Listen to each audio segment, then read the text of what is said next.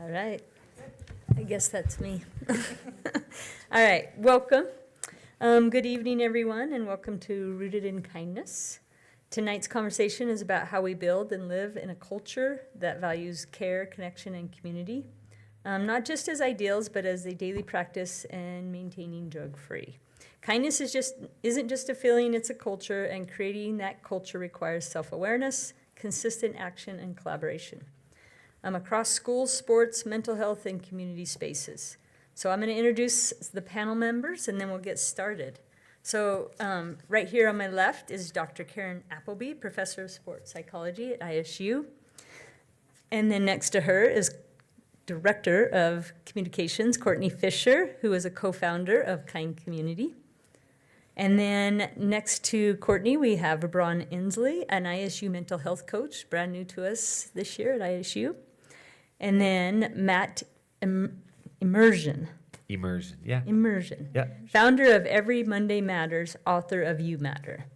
And then next to him, Dr. Westonhouse, a mental health coach from Health West, and Miss Holly Lacey on the very end there from Pocatello High School as a vice principal and a counselor.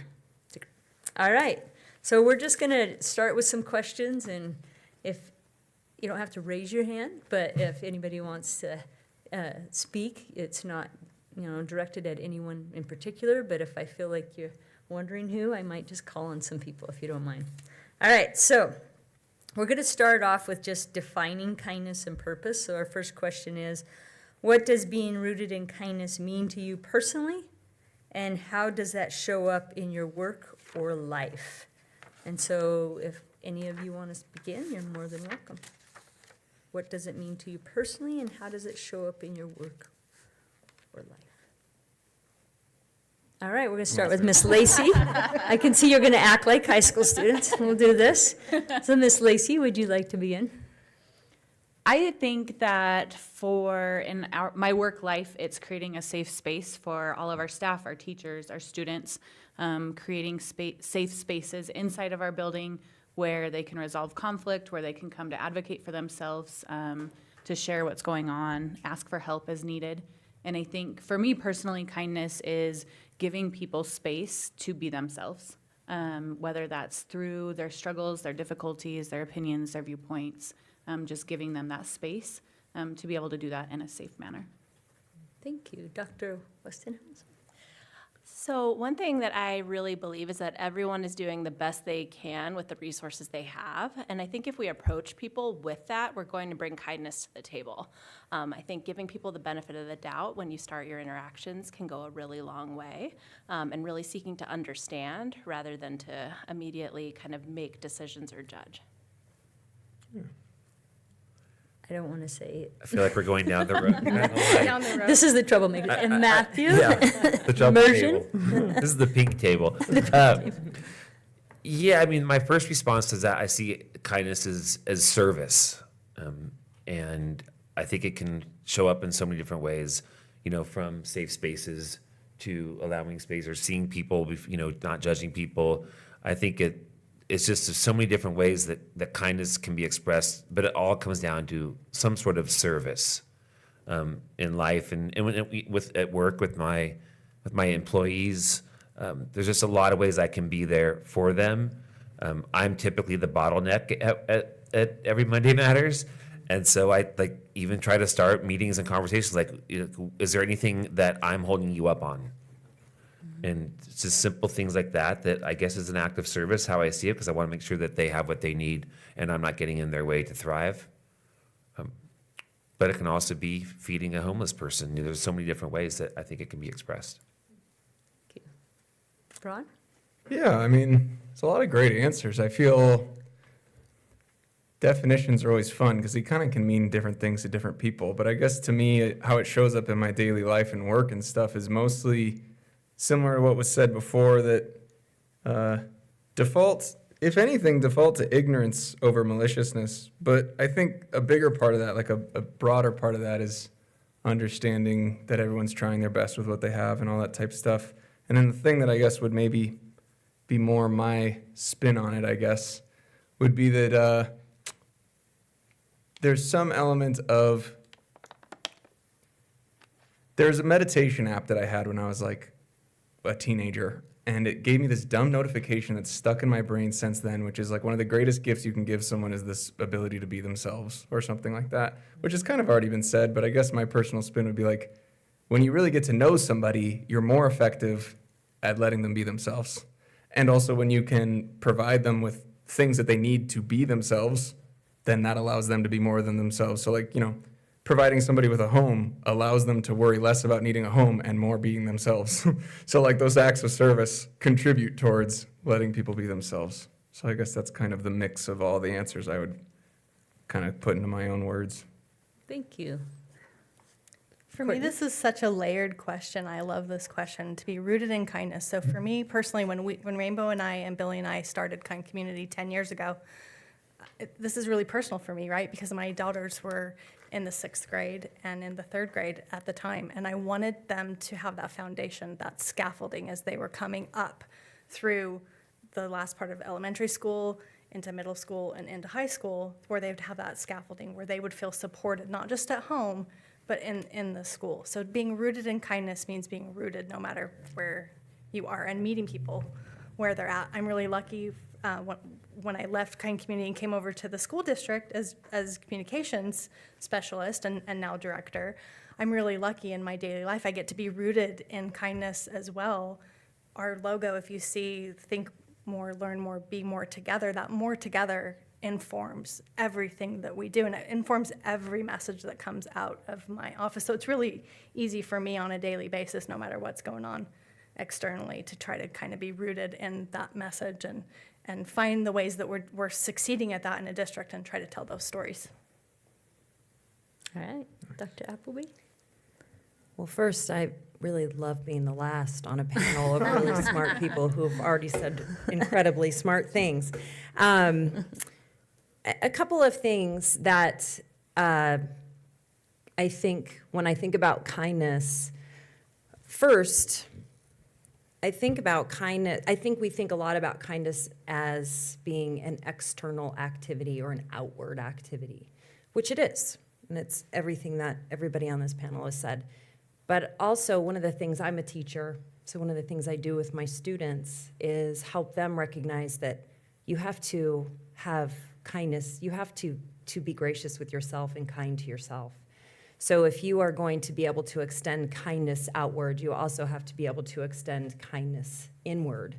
And give yourself grace when you make mistakes. My students are college students, and they're worried. And they're worried that they are doing things wrong, or they're making mistakes, they won't get jobs. Or all the millions of things that college students worry about. And I really want them to know kindness is an inward journey as well. The second thing that I think about, and part of your question, Tanya, was how does that show up in your daily work or life? And I was just thinking about one thing that I always try to do is smile and make sure that people, when they walk into an environment, feel welcomed and it's a warm environment to walk into. And I think those are just some things this is such a good question. It is very layered. And those were what I thought about. Awesome. And it really enthralls me. I know each of you individually in different ways, and how that rooted is just there in every aspect. I keep thinking about Matt's book and how you really pointed out the I, and we really all talked about the you, service and so forth, and then the we, the connectedness. We need each other. And that may look different from everybody, but that was pretty apparent right here, so that was awesome. Yeah. I love that she said that, because when I came in and sat down, you smiled at me, and I was like, shoot, should I know her? I was like, her smile is really nice. I think I'm supposed to know her. But you did, and I immediately felt like, happy and safe. So you absolutely did that as I came in. And it's interesting because, if you ever read the book Happiness Advantage, that was the simple things like that. To say a person's name if you know them, but to smile. And if they're within 5 feet, say hello. Right? And they went into a hospital and did that, and the impact it made with just those little simplified things. That's awesome. And I'm glad you shared. All right, I'm going to start off with the education/coaching to answer this next question, and then we'll kind of move into the community. But maybe Braun or Dr. Appleby or Holly, how do we begin building a culture of care and connection in spaces that may not have that foundation, like a workplace, a classroom, or a team. Maybe somebody's struggling, a team struggling, or a teacher in a classroom struggling.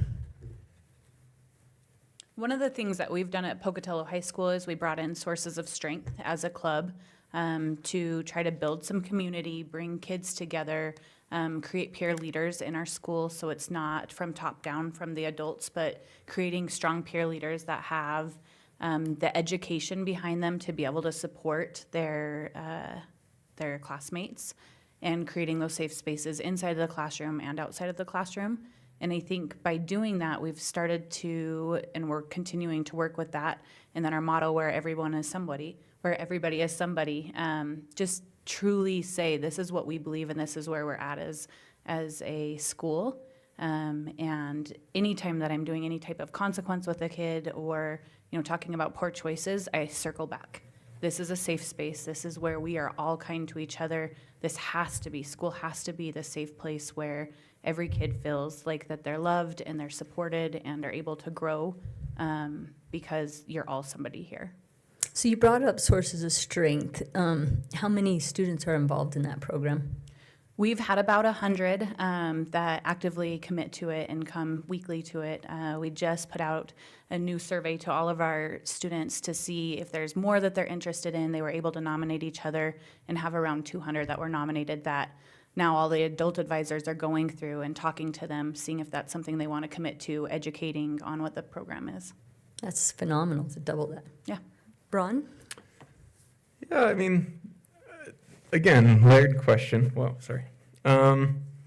But I think the first thing that comes to my mind is the part that says that may not have that foundation yet, which that obviously comes to mind as like patience. Something I have to remind myself often as a therapist is that like growth and change kind of have their own timeline, so to speak, So if you are someone who's trying to set a new normal or like set a new precedent or things like that, you're inevitably going to have to face the pace of change, and how that won't go in the way that you wished it would. And let's say you have a classroom, there's some kid who is not being kind. It would be very tempting to want to be like, well, I want to create a kind community, almost kind of, let's like crack down on it. Let's like kind of take advantage of like this moment, right?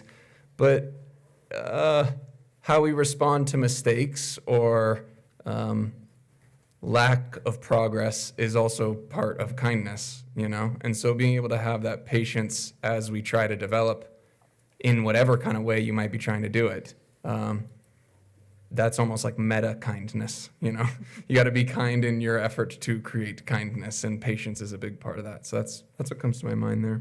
And I know when we brought you in front of our coaches and athletes, you helped a coach that was feeling like an athlete was not being kind to their peers and so forth, and you revert it back around of what's going on with that athlete. Mm-hmm. That would be my first question. Right. And let's get to the root of that instead of coming on top of and trying to... Yeah.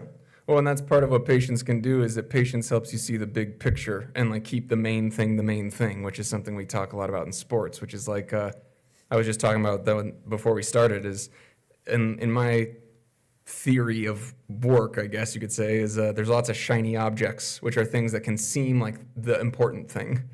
But if kindness is the important thing, then to make a single moment of a kid being mean like something that needs to be eliminated, you're kind of getting distracted by the shiny object. There's a moment that is a tempting thing to make the most important thing, but even in that moment, to respond with kindness to that kid who is being unkind is kind of to keep the main thing. You don't get caught up in that single shiny object, If that makes any sense.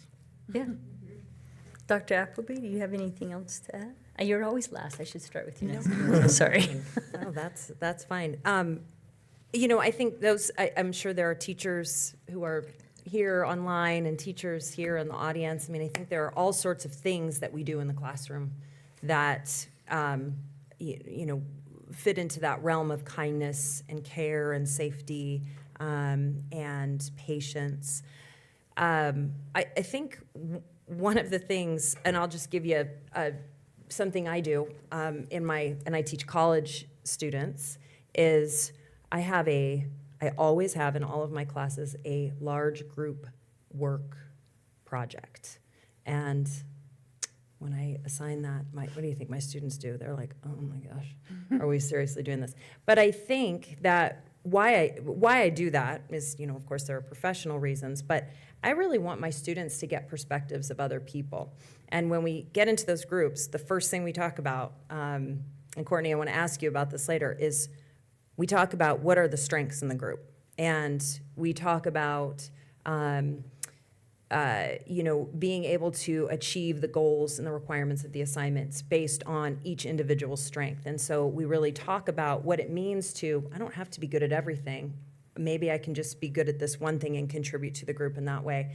And I think in terms of kindness, what that does in a group is it helps students really value each other and see, wow, I bring something to the table here, and so does he, and so does she. And I think that's in my professional life when I've been in group projects, I think that's one of the things that I think we can extend all to each other is really recognizing and valuing what other people bring to the table and then telling them, wow, you were amazing at that. That's so cool. And so there are some activities that we do throughout the semester that get that going. So being a teacher is really fun because you can model that behavior and you can actually set it up more so than you can just in the normal environment. But those are fun things to think about when you're in a classroom. Tony, if I can just add to that. So I think of this question in terms of like, again, it reminds me of one of the pillars of kind community. And if you look at the up there, community is as important as kind. And you see that arrow under unity. It really was established with the core principle of we're more when we work together. And it was about we are a very resource-rich community. And that's something that Rainbow and I very intentionally set out to. We operate in silos sometimes, and it was like, let's connect our community to all these vast amounts of resources that we have to help support our kids, help support our families, and try to have that spirit of collaboration that was very important to this whole endeavor. And I think that's why it's been successful for the past 10 years. That's awesome. And I was going to ask, can you expand from a broader community perspective? So that was perfect. Yeah. Matt or Dr. Westonhauser, would you like to add anything? Or I mean, I can add something on the corporate side because we work with companies as well with our Every Monday Matters corporate program. And I do believe that I see a change happening, but there has been such a long period of time where to focus on kindness or any of the values that we've talked about earlier today, whether that's connection, community, it just seemed like that was always in confrontation to whatever KPI they're trying to measure, whatever sort of growth they're looking for, profitable growth. It's like if we spend time on making sure our humans are okay, that's time that they're not spending actually making us more money. And I hate to say it, but that's also part of a corporate structure or a capitalistic country, is that our level of production is often what's measured and most important. I think, though, they're starting to see more that those are not siloed things, that you can treat people as whole humans and you can create cultures and let people create the cultures as well. So it's not top to bottom, like you said, but it's also bottom up, middle out, that we can create these spaces where people, even at work and corporate, do feel seen, heard, and valued, and it's not soft anymore. And I mean, I think it's 73% of U.S. employees are disengaged at work right now. I mean, it's costing hundreds of billions of dollars. The numbers are staggering. And they're starting to see, and I think maybe COVID helped with this, our education program falls into the camp of social and emotional learning. Before COVID, everything I heard about was STEM. And everything was STEM. And then all of a sudden, everyone's like, well, where's the SEL? We need SEL. Like, our kids are hurting, mental health. And that was just not mainstream conversation from my experience, even 6 or 7 years ago. And so I've seen this change, and I'm seeing it also in corporate America, where these generations are demanding more, and it's not just a ping pong table and a beanbag. It's something more than that. That means something deeper and more meaningful. And so, yeah, it's fun now to go into companies and be able to talk about things like kindness and not think you're going to get kicked out the front door or the back door for doing it. And I think you brought up something today about like loneliness, what Yeah. it really does, and that those silos, right? Like you're working, and that loneliness gets even deeper. And that's a hard one too, because there are people out there that, hey, once they learned that they could work from home, during COVID, they found a lot of joy in that. They found a lot of time to be able to do other parts of their lives, for sure. And some companies are forcing people to come back. Some are trying to find a happy medium somewhere. And some employees are like, I just don't want to go back at all. And I get that, but we also have to understand that our choices do have an impact, and we do have an epidemic of loneliness in our world. And part of that is because of the choices we're making. And so, yes, I can understand why working at home is also really nice, but time spent with other humans is really valuable. And without it, we just cannot operate or function and be healthy. So it's trying to find those new normals, like you said, and it takes time, but I just love the fact that we're talking about it. Dr. Westerhouse? The only thing that I can think of to add is, as we talk about creating these cultures of kindness, we can start with an individual, right? And so we can bolster up these strengths that people already have, including just catching people being nice. So I love this idea of reinforcing people when you see them doing something kind. And everyone loves praise. Everyone loves to be told they're doing a good job, but there are some shinier things than others, right? There's some things that really stick out. We need to look for kids in the crowd who do a nice thing, like let someone borrow a pencil. We need to look for like the kids who hold the door and those things, and really point out that that is a really nice thing you're doing. And the more people hear that, the more they will feel good about it and do it. And the people seeing them be praised for it will say, oh, wait, they got that. I want that. I'm going to do that. So I think we can kind of keep that in mind too. We can start both ways, right? But we don't have to look at the whole system. We can also look at the individual to get it going. Yeah. Thank you. All right. So, in your experience, what role does self-awareness play in creating a culture of kindness and mental well-being? So, what role does self-awareness play? I think it plays a huge role, and I think we could all use a little more self-awareness when it comes to creating those cultures of kindness and mental well-being. I think we can all be introspective and say, what am I adding to the conversation online? I mean, we live in a very interesting world right now where rage is being manufactured at an astounding rate, and so am I playing into that? Am I getting out of my silo to get the whole story before I react and respond? So, I mean, I think we all, self-awareness just to me is one of the most important things that we can do so that we can understand what we're contributing ourselves. Are we being kind and modeling that behavior for the people that are around us? It also informs like the lens we're looking through, right? So being really aware of how we are viewing things and how our histories and our beliefs shape that is really important in our interactions with others. Yeah. It also lets us know where our like hot spots are. So if there's things that are going to set us off, it's good to be aware where those come from. Yeah. That way we're not, for lack of a better term, overreacting to somebody who really didn't have any ill intent. Well, I think that's sorry, go ahead. That was a very unique experience I had as I went through my counseling program. Is I feel like the whole first year, that is all that happened, is we were picked apart piece by piece so we truly could understand what our philosophies, our morals, our boundaries, our life experiences, and how that shaped us and the decisions that we make on a daily basis so that we could keep those in check as then we worked with the people and our clients. And so I wish that we could find a way to bring that to every kid that we work with, every adult that we work with, so that, we can stop and think for a second about where are my triggers? Why do I feel so passionately about this? And then how can I still seek first to understand before being understood, take a moment to listen first? And that's where the kindness lays, right? In that we're not all going to agree, but we're going to respect each other. We're going to take care of each other and have critical conversations without one way or the other being the right way.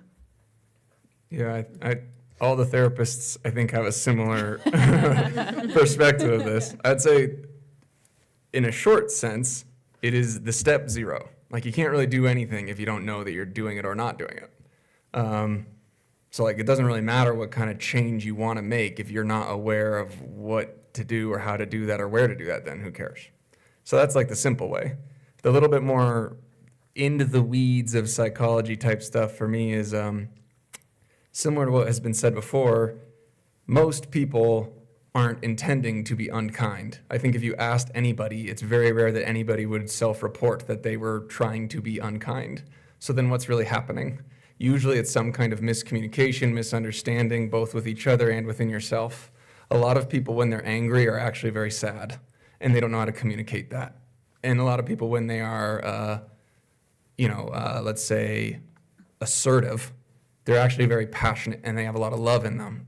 But they're not aware enough to know that that's what's happening, and so then it comes out in a way that's unkind, right? So if we want to be more kind, part of the hot spots thing is like, well, what am I actually feeling? Why, it's a much more challenging question I have found for me and most of my clients than we realize, to know what you're actually trying to say or what you're actually feeling. And when you get down to more awareness of that, it's usually a lot easier to be kind. Yeah. So since we're surrounded by, some really smart people with their PhDs, can I get some therapy right now with all of you? Okay. And I was an athlete, not anymore, so we'll skip the sports part. But I travel quite a bit for work, and one of those things for me means going through security lines in airports. And maybe this is a good learning experience for my own self-awareness, but I find it mildly aggravating when people get their stuff out of their tray and walk away and just leave the tray there, even though it says, please stack your tray. Yeah. Now, maybe I can be a better person. Maybe I don't know their life story. But I have a hard time finding out a reason in my head, like why that's okay, other than they just completely lack self-awareness. Because I don't know what else it could be. Are you an anxious traveler? No. Do you know there are people who are anxious travelers? Yes, that's true. Yeah, so But that's a lot of anxious travelers. it is. There's also anxious, like coffee people at Starbucks who Oh, don't yeah. put the stuff in the hole. They just leave it on the counter. Yeah. So again, this is what I said first is like, I don't know what other people's experiences are. I don't know what their motivations are. So I just try to approach it as, wow, I find that annoying because that's not something I do. Right? Like I was taught to put it back, and I was taught, but I don't know what's going on with them today. I don't know their story. I don't know why this is. I don't know. You have to keep in mind, as a psychologist, I'm looking at an individual, not a group level, right? Right. So I'm very focused on the individual. But as on an individual level, I don't know. And I Okay. can just take care of it. That's one Yeah. explanation. No, I appreciate it. Yeah, because I go through these moments. Same with when I see people throw litter out of their car window. It's like I try to find grace in my heart, and sometimes I find it hard. We teach kids a lot to think about a tree. And so the behaviors are all the branches, and then the roots, that's the root cause of the behavior, right? What's going on underneath that we don't see and maybe never will understand.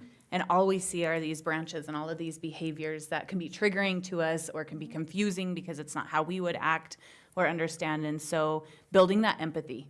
I do that root and the tree branches with kids all the time to try to build the empathy underneath that we don't have to understand. It's not our business to understand somebody else's life. It's to give them the support and the love and the grace to be able to grow through it.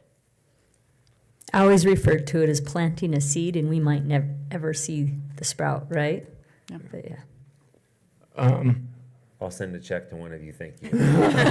So we just want you to breathe through it, not understand it. And use your act of kindness. And just put it away. Something I Put will those say, trays back. maybe if this is going too far, you can shut me up. But Shut up.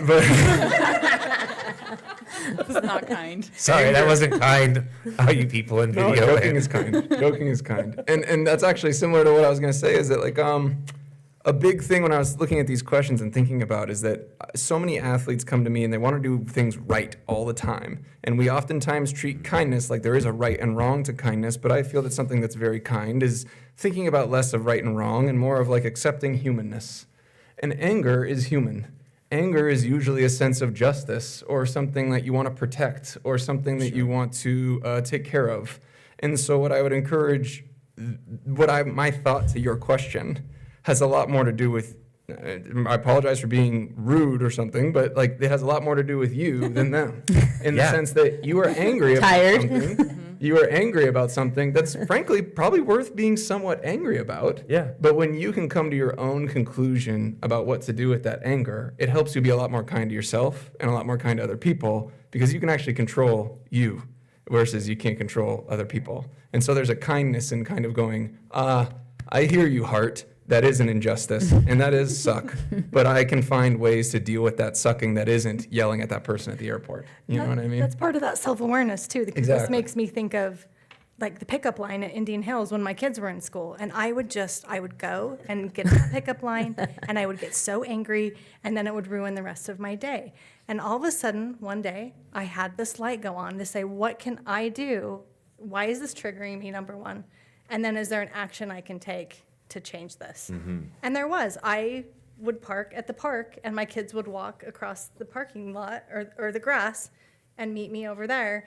And for the last 4 years of elementary school, it was glorious because I changed. So what could you change in that situation? I don't know if there is anything, but No, it absolutely. And, I mean, again, with the work that we all do, it's like self-awareness and self-management, the social awareness, the responsible decision-making, healthy relationships, growth mindset. Like this is all like the underpinnings of all of our programs. So I live in this every single day, but it's also, I am human too, right? And I think it's okay that we're not perfect. And in the spirit of really wanting a kind world, it can be a bummer when you see people being unkind. Yeah. And I want to be kind to their unkindness, but it's at some point in time, it's like, okay, but when are we going to say enough of the unkindness? If we're going to be kind, we can't just, I don't want to say excuse everything Right. or rationalize out for people their behaviors. At what point, how do we really start to move the needle? And this is the work that you all do with our youth every day. Thank God for you, your angels on earth. But anyways, these are thoughts that I have in my mind. And I actually have a book I'm going to write called Suck Less. And I'm not making that up. That's cool. It's a joke book. Yeah. But maybe we'll talk about it. It's a total satire book, yeah. It's interesting. You probably were thinking about yourself in the sense of, I should not maybe be angry as much as I am getting angry, or, I know Yeah. that there's some, but same. I do restorative practices all the time, but when I get home, I forget about it sometimes. And I'm just like, so we're human. Yeah. And I appreciate, everybody wants a brawn in their back pocket, right, to remind them, but it truly is that human experience, and Yeah. sometimes just our innate self come out, right? Yeah. And I keep thinking about that self-awareness in your activity about why I matter. And with kids, to say, my name is Tanya and I matter, that was easy. Sometimes not maybe so serious, but easy. Adults, It's hard. So it's silence for a long time, as waiting I was for. preparing for this panel, I was going over the questions with my husband and was like talking things out with him. And he's like, it's kind of like that everything I need to know I learned in kindergarten, right? And so I printed myself a copy for this, right? I was like, I want to know, right? Yeah. So there's some things on here that are like, say sorry when you hurt somebody, play fair, put things back where you found them. Right? All these things. But he raised a really good point, which is that we learn these things and we teach kids these things, but somewhere along the way we lose sight of them and we lose the perspective. And so if we can go back to kind of our child mind for things, we may just kind of ooze out the kindness that we're trying to teach. And I think there's a balance, right, between being empathetic and understanding that that person is not traveling our journey, and we're fortunate that we have the self-awareness to travel how we do, but also affecting change and calling people out when we need to so that there can be change, and holding people accountable. And it's definitely a balance Right. between the two of them, and it's tricky to know which way to go depending on each situation and where you can insert yourself and where you need to step back and say that's not my Yeah. job or my position. My passive-aggressive response is to ask the person, are you finished with the tray, while I'm taking it to the stack myself. Is that I passive-aggressive? support it. Yeah. I'll say that just to put a period on Yes. my own thought about this is, it's not kind to eliminate anger. It's kind to feel angry in a kind way, So like if Love you're that. angry about Yeah. it, that's okay. Yeah. But there's a kind way to honor and embrace the anger, and then there's an unkind way to do that. passive aggressive. I don't know. We'll see. Hard to say. Telling you, where that- all of our I'm done minds talking. went to something that irritates us, Right. Yeah, right? Like, right, exactly. Yeah, definitely. Dr. Appleby? I know you're laughing. Nothing bothers her. I know, look at her She's over here. patient. Glowing. I have very little to add, except, Bron, you said something, and I think I actually said in my class today, I was teaching my intro to sports psychology class, one of my students was talking about a coach that she had, and she said the coach told them when they were performing, they needed to be emotionless. They needed to shelf their emotions. Don't be emotional, because that gets you and everybody else, you get in your own way. And I said, let's talk about that for a second. How did you, and we had that conversation, is that feeling that full range of human emotions, being able to express that whole range of human emotions, understanding what they are, and then for somebody on the outside to be able to honor those emotions, that's so important. But we have it might be a sport context, it might be a business context, it might be, any context where just stop being so emotional. How many times has somebody heard that, or somebody has said that to you, and all of a sudden your emotions get shamed, and our emotions are what make us amazing. So thanks for bringing that up, Ron. Preach. All right, let's continue on. So the next question are, what are signs that someone is struggling with connection? And how can we respond in ways that are truly supportive? Karen, would you like to start? Nice. Let's go. Well, I think all of us up here could probably talk about this question for a long, long time. The things, I look at body language, really. I think that's probably the base level. And I have my educator hat on as I'm answering these questions. So if I wasn't in the classroom, I would be talking about different things.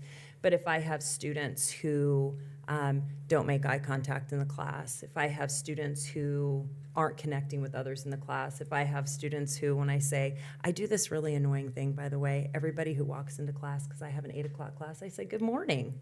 And then I say their name. And they're like, at first, it is affronting to them. Like, what? Some are like, well, good morning. It's so interesting to see how they react to that.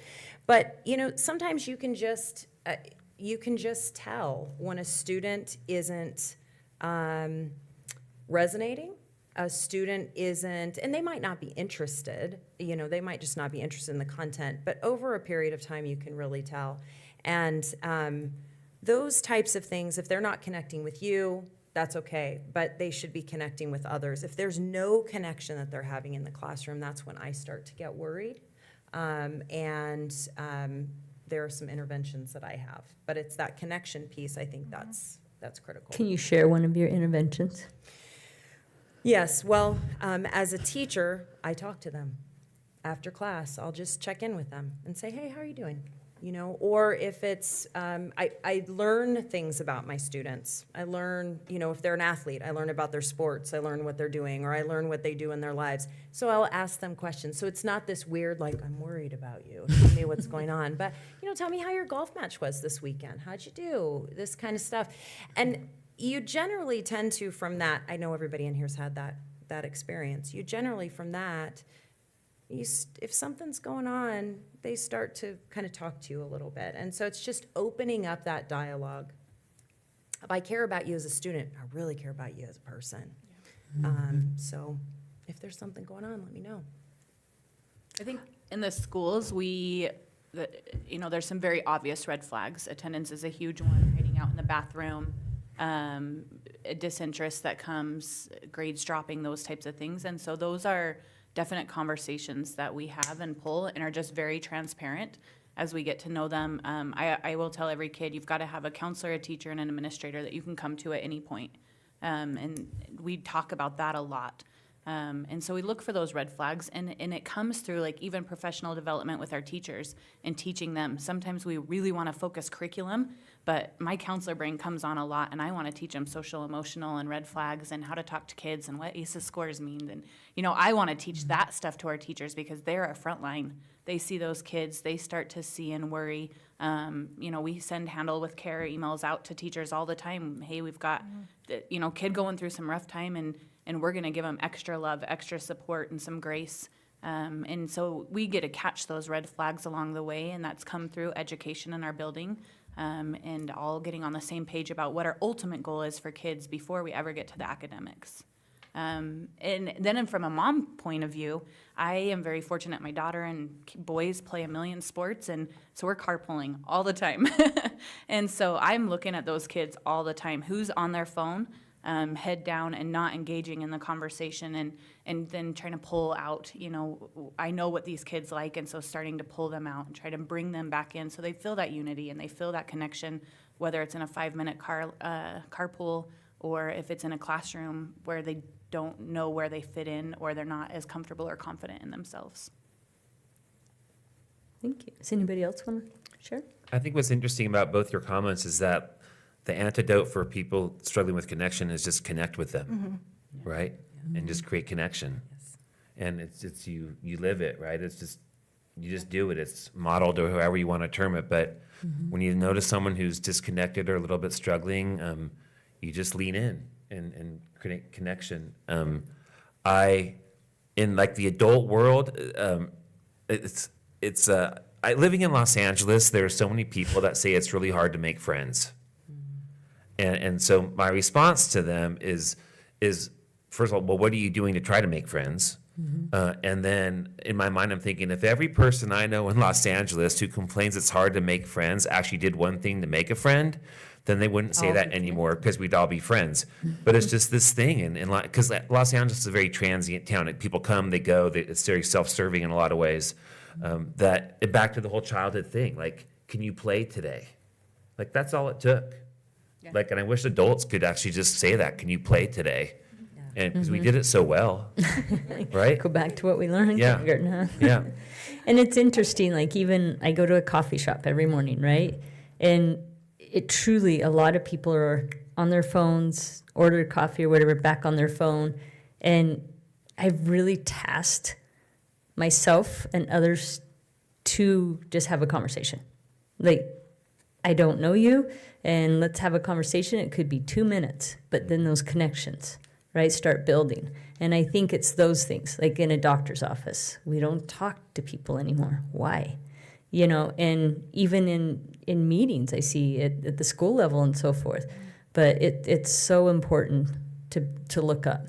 And I look at, like, even with working, and I miss the kids, but working with my colleagues, if there's a personality change. So in other words, normally they're here and they're not. Normally they, and so that's my first cue of just a smile. Nothing big, no grand gesture, but that connection. I think, and I look through this because I'm not in the classroom, so I look at this question through a different lens as well. But it's just meeting people where they're at. We're in an environment where people are going through a lot right now, and so it's just checking in with people, making sure they're okay. I think we worry too much sometimes about having the right thing to say versus just your presence sometimes is all that's needed. Even just if something's struggling, you say, let's go on a walk, and you don't have to talk at all. It's just that presence and that constant reminder that you're there for people. And then those conversations just kind of evolve naturally out of putting yourself in those environments for those people that are struggling. Anybody else? I think we don't have anybody from juvenile justice on the panel tonight, but that's a big thing we do with kids that find themselves in the legal system. Is one of the biggest things we do is they have to find a pro-social to connect and to create unity in a positive, healthy way to create some natural highs. And I think that it really does matter. You said that earlier. A lot of people like to stick to themselves and their lone wolf type, but we really do see, and research shows, connecting with people is healthy. And connecting in a positive way, creating natural highs is healthy for kids. It's healthy for adults. And so that's a big thing we work with any student that's going through, like, our juvenile justice system, is helping them find those positive pro-social activities that they can do to create those connections and find unity. And it was interesting, they bought him mountain bikes, and it's like the last group you think would like to go up a mountain, and they're loving it. Yeah. They're absolutely loving it.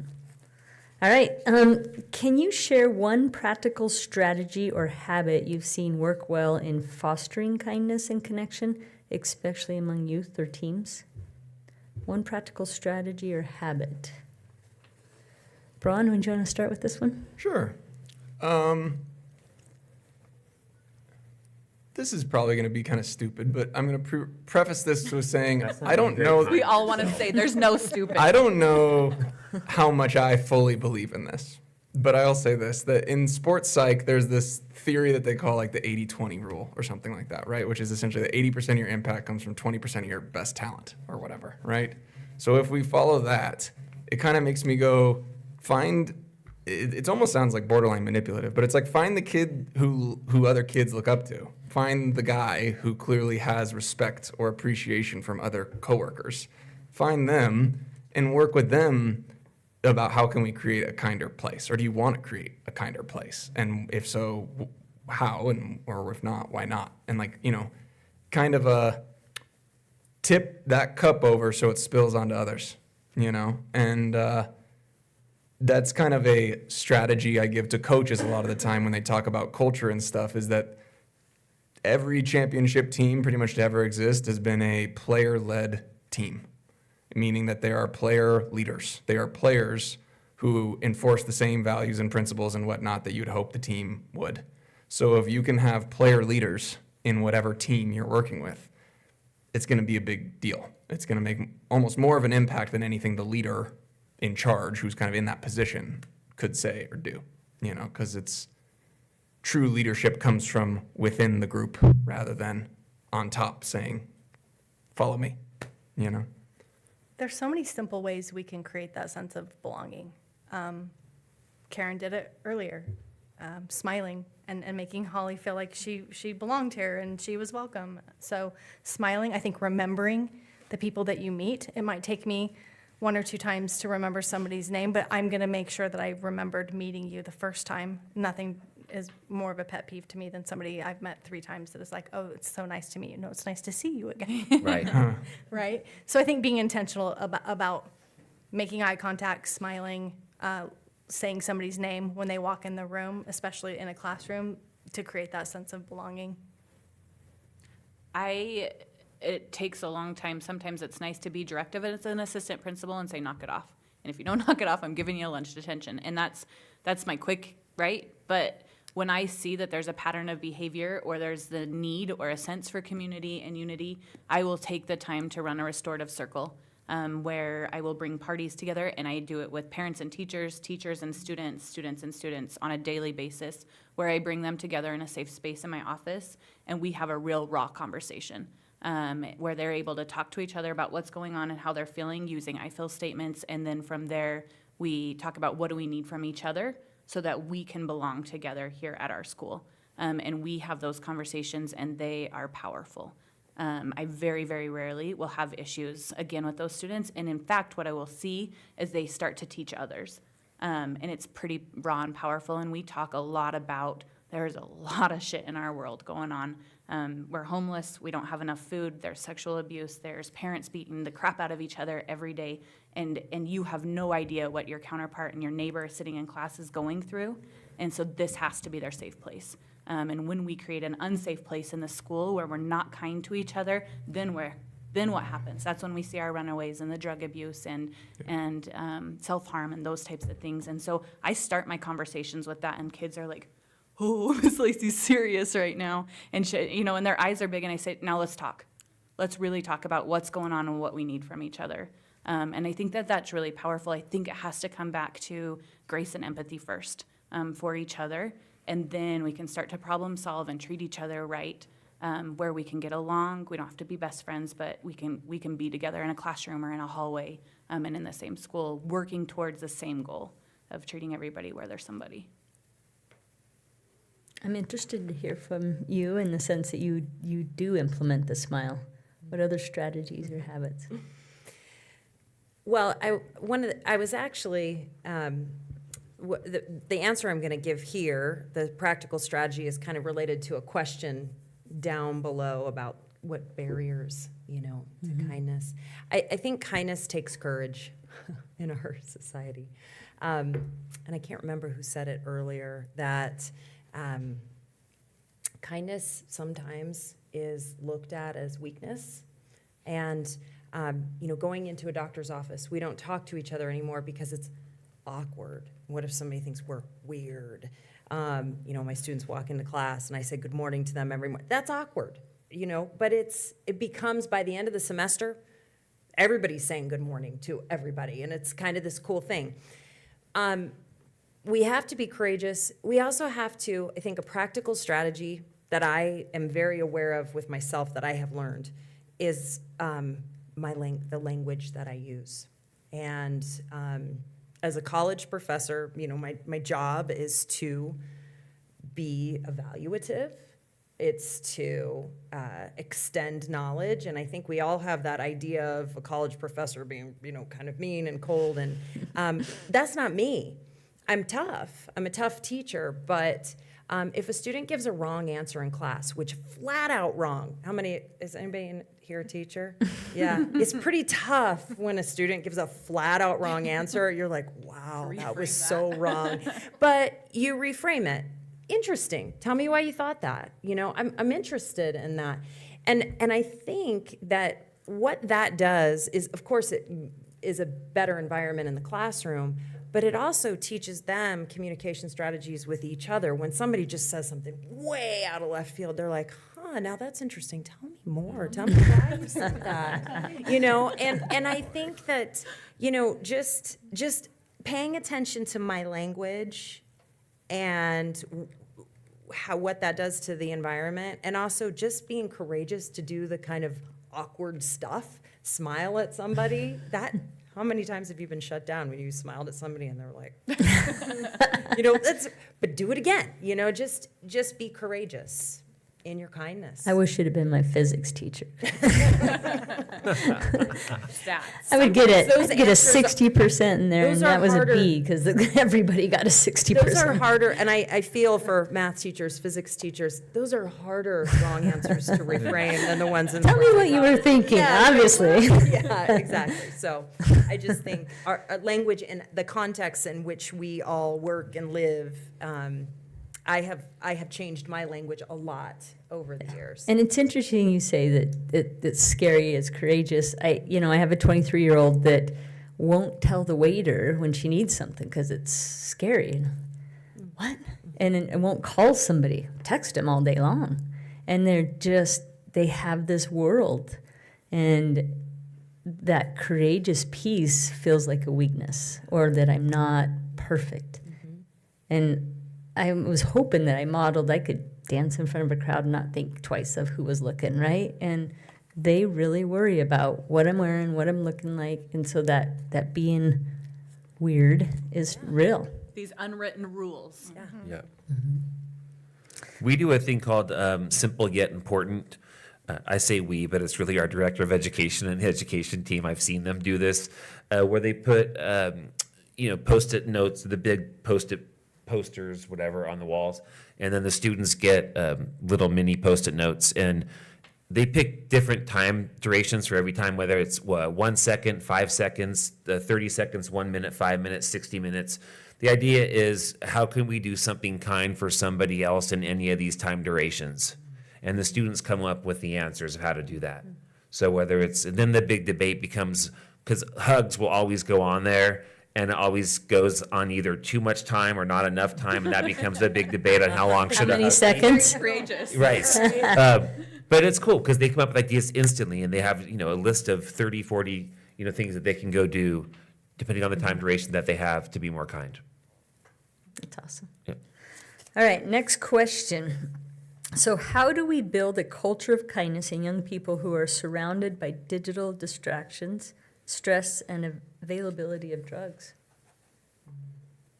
I think this is a good one to bring up, something I was thinking earlier, and I hate to be kind of therapist-y Poindexter about it, but the struggling with connection, how do we respond in ways that are truly supportive?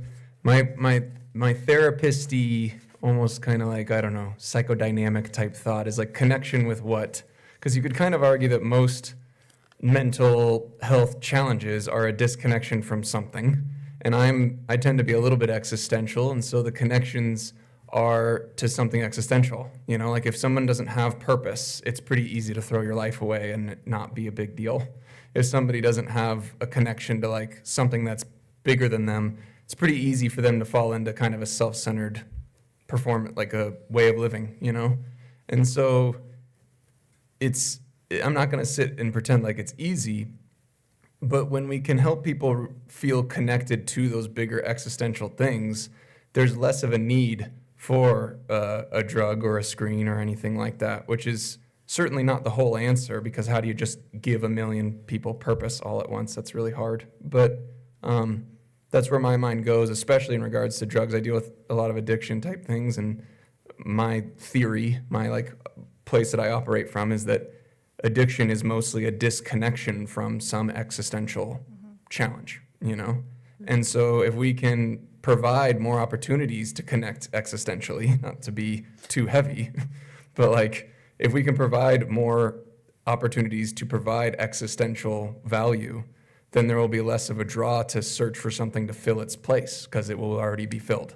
And how exactly we do that, Well, and questions. it but- sounds like through that work, though, you're helping people identify where are they putting their time, where are they putting their value. And it reminds me of what's in your book with that, you know, that pizza. What matters most, pizza, and helping people identify where are you putting your time? What are you valuing? And so that you can work on those things. Like Yeah. your questions, your answer's way deeper than mine, because you come at it from a different perspective. No, but I think I agree, because it's again, this is like a questionable, I'm not saying this is 100% true, but there's some that would say like every action is a worship of something, you know? And it's like, if you can be really clear about what you would like to be worshiping, then your actions change, you know? If you're very, very clear that you want to worship kindness, then the choice to look at your phone or to say hello to someone becomes a little bit different, because that's a choice of, do you want to worship the phone or the kindness, you know? And it's a little bit more complicated than that, but they're essentially saying the same thing. I agree. Anybody else? Okay.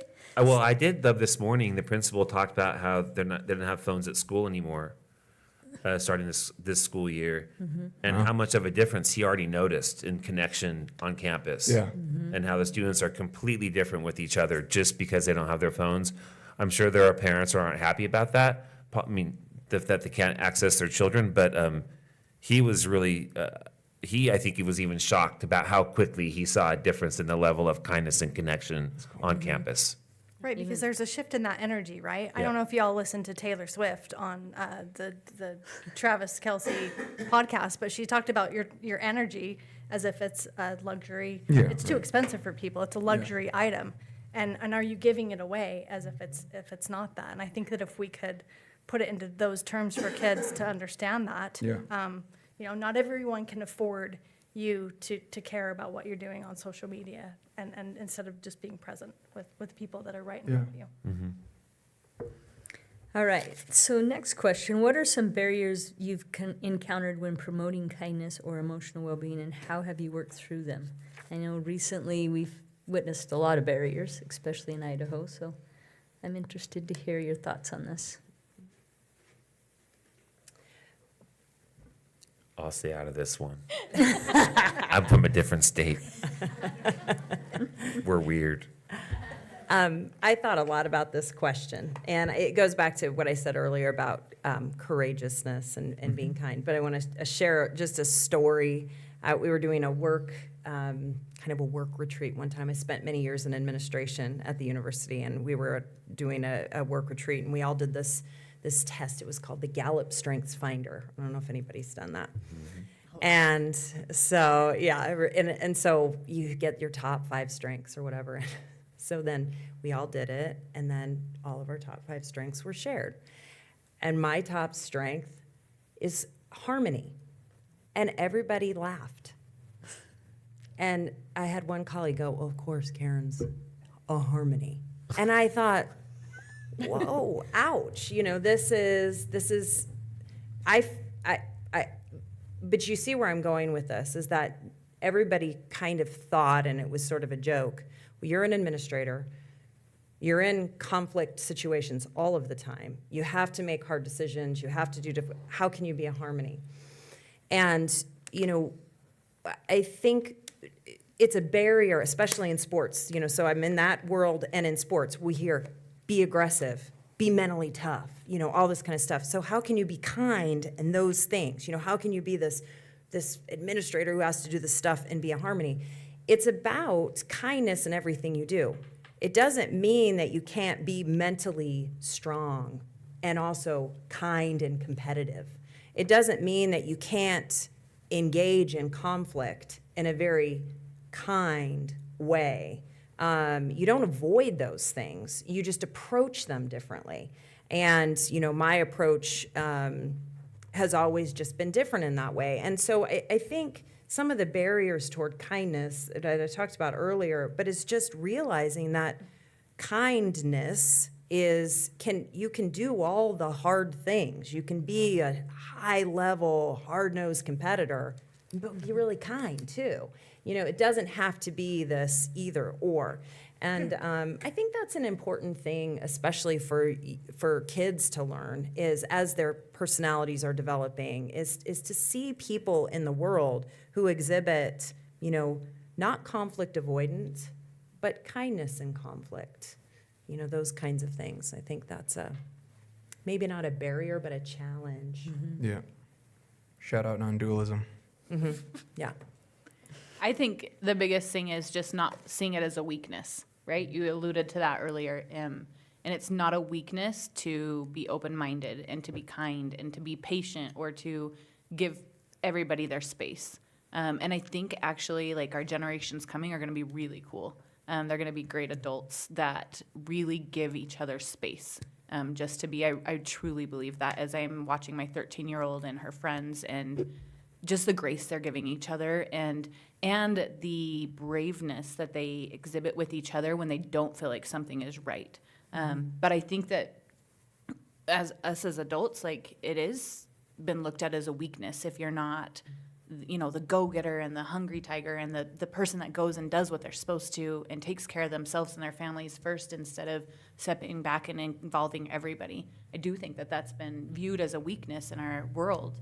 And that is a barrier still that, us as leaders and role models have to continue to break down so that these generations coming truly can be themselves and have their own space.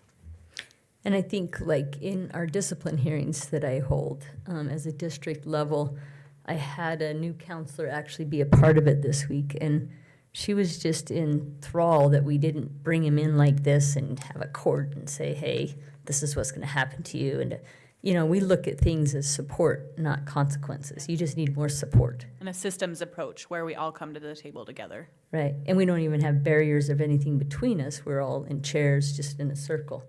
And so it's not, demeaning and things like that. So just that kindness, but we're still strong. Like we're definitely here. We're going to talk about some serious things.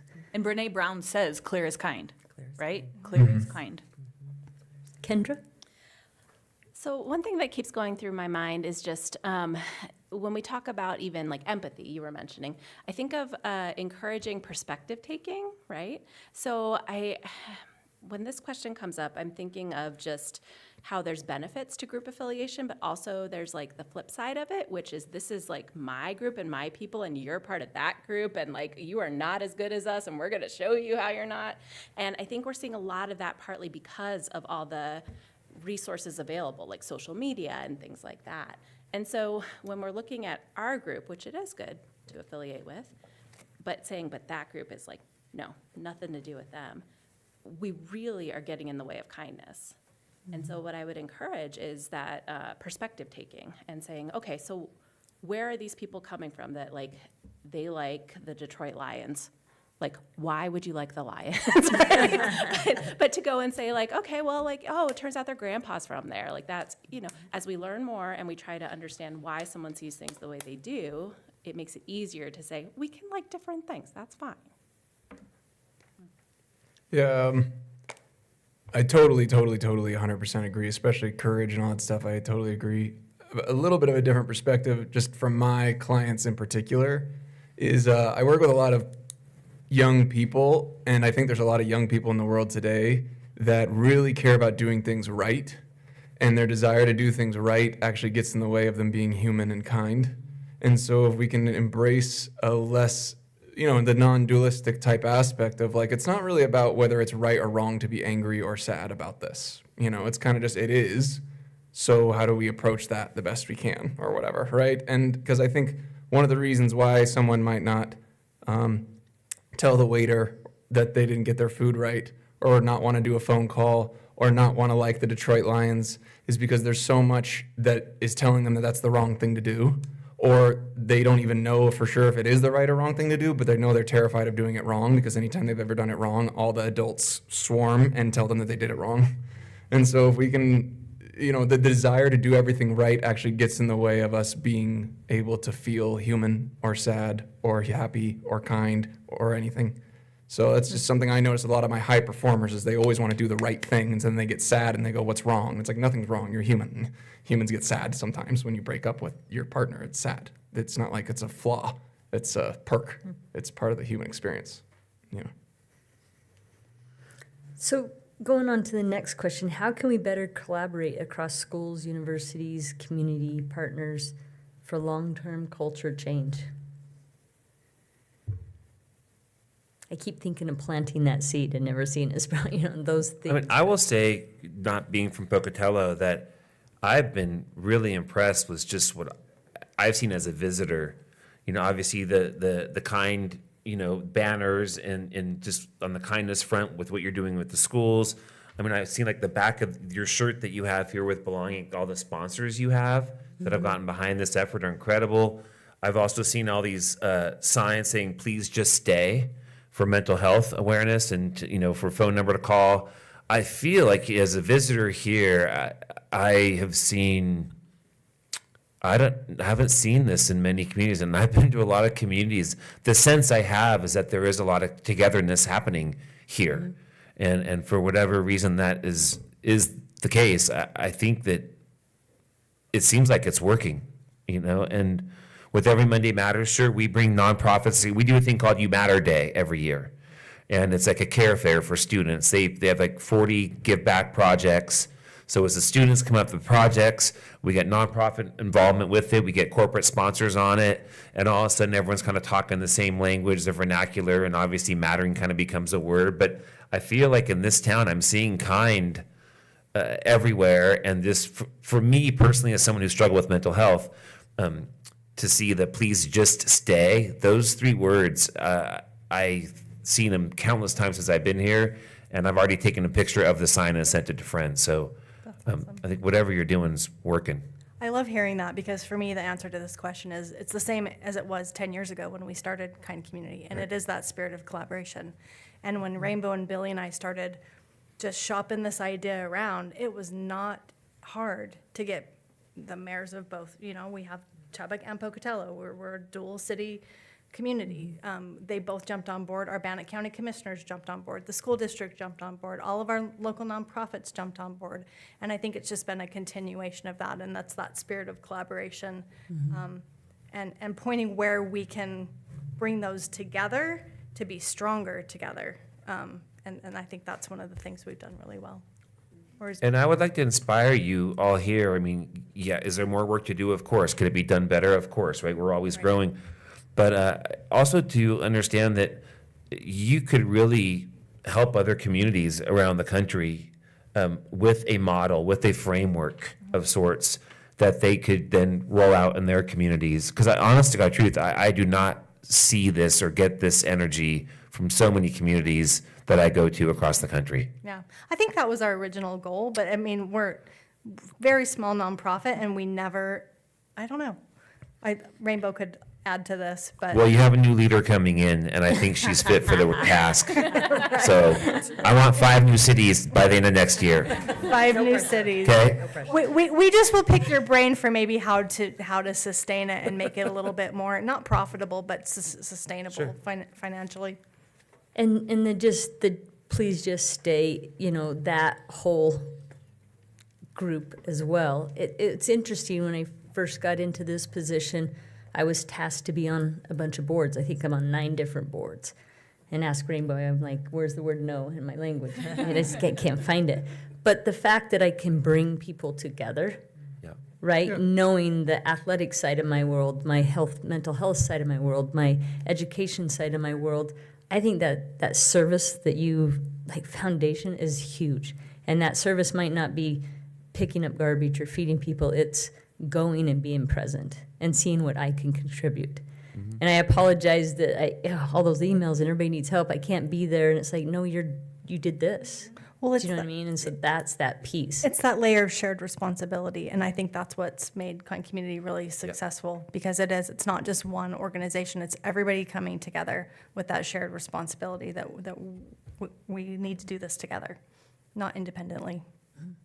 And I feel very fortunate that I know Dr. Appleby now and Braun, and I want Braun in my back pocket with all my kids, right? I just need him. But it truly is that if I wasn't part of this, I wish 500 people were in the audience, because I really do think people are missing out what we have in our community. I think they take it for granted sometimes, and they just don't show up. I don't know, Tanya, I think this is a record in-person audience. Yes, it is. Thank you for those who came. All right, let's keep moving forward so they don't leave us too soon. Okay, anyway, the next question, if you could ask every person here to do one small act to create more care and connection in their circles, what would it be? Karen, would you like to start? Well, I think everybody knows probably what I'm going to say. Smile. Yeah, it's smile. It's just be welcoming to new people. Be welcoming to people who aren't new. Just, create that warm environment. Courtney?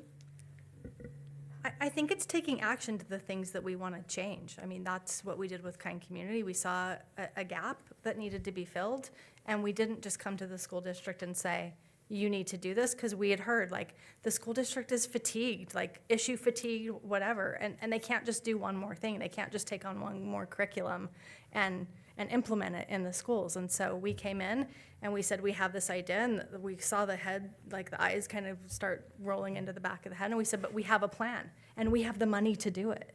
We've already raised the money that we need to implement this first year of programming. And they went, what? Nobody's ever done that. People just come in and they say, here, this is what you need to do. So I think that's maybe not a simple thing to do, but I think you have to be the change that you want to see and try and be a change agent, whether it's a small acts of kindness or something big that you want to see in your community change. Yeah. I would say a similar sentiment, but from a much more therapist-y lens, which is figure out your own garbage. You know what I mean? It's a lot easier to extend kindness that you didn't know you had when you've done that for yourself. I think every one of us probably has parts of us that we're not so happy with. And when you can be loving and forgiving of those parts of yourself and those parts that you never thought you could, it becomes kind of an unlock to do that for others as well. We tend to treat others how we treat our innermost self too. So if you can learn to love the parts of yourself you never thought you could, it can probably make a big difference in how you can love others. I like that. Matthew? And to build on that, though, I also believe that in loving others, you can also learn to love yourself. Oh, yeah. Right? My one ask of all of you is that. He went to fist bump okay. you and Oh, I'm sorry. We were tag team. Oh. What was the quarterback's name on the Patriots? Tom Brady? Yeah. Have you ever gotten Tom Brady from people? Oh, yeah. Yeah. Yeah. I keep thinking I'm saying Not that's as Tom good Brady. My one ask of all of you is the next time you're in an elevator, say hi to the stranger next to you and ask them how they're doing. Yeah. Yeah, I have a very similar task, which is find 3 people throughout the week to ask a question about themselves to that maybe you usually wouldn't. I don't have anything to add. I agree. It's just how we treat each other, how we treat ourselves, and that's a direct reflection on what we're going to put out into the world. And I actually tasked my teachers a couple of years ago when we were doing the kindness challenge, but to learn everybody's name. And that would, and we did a whole rollout. And it was a struggle for some. And to not nickname them because, you can't pronounce immersion, right? not Try. not nickname them. I'm You sorry, have to figure that out. Totally just ruined your name in our board meeting the other night. So don't go back and stream that. We didn't do it in front of like 700 students. Yeah, No. No, under pressure. Not. It was twice. You have 2 more right. times tomorrow to Right. fix this. I got 2 more, so, we're only 50%. All right, next question. Looking ahead and what gives you hope about the future of kindness in our community, and what role do we each play? Kendra, would you like to start? No. I think lead by example, right? And so we've talked about a lot of things we can do. We've talked about the smile and talking to people and, like I said, perspective taking and joining together with things. And I think if we want people to do it, we have to start with ourselves and take that out and plant the seed for other people. I think it's modeling it, but also trusting in our youth. Like, we have really cool kids right now from elementary up. They are cool. And they are going to be really good leaders. And so if we continue to model what we expect of them and what we hope to see in our world over the next 50 years, I think that they will grab that and go with it. I just want to add, I love that you said that, because I don't hear people say very often how great our kids are right now and what great leaders they are, how thoughtful they are. I see that in my classrooms. I mean, Yeah. they're awesome. And they, COVID or whatever has happened, I mean, it doesn't matter. I have a lot of hope because when I went back into the classroom after I hadn't taught for a few years, I was pretty nervous. I thought to myself, oh no, all these students are going to be disengaged and nobody wants to be together anymore. They want to be together. Yeah. They really do. And they are really great. And that gives me a lot of hope. And actually, I think we can learn as adults. We can learn a lot from our kids right now. And so that gives me a ton of hope. And I think we need to chat them up. Yeah. And say that more often, how proud we are of them and how great they are, because they are. Courtney? Well, I see 10 more years of kind community and in 5 new cities, right?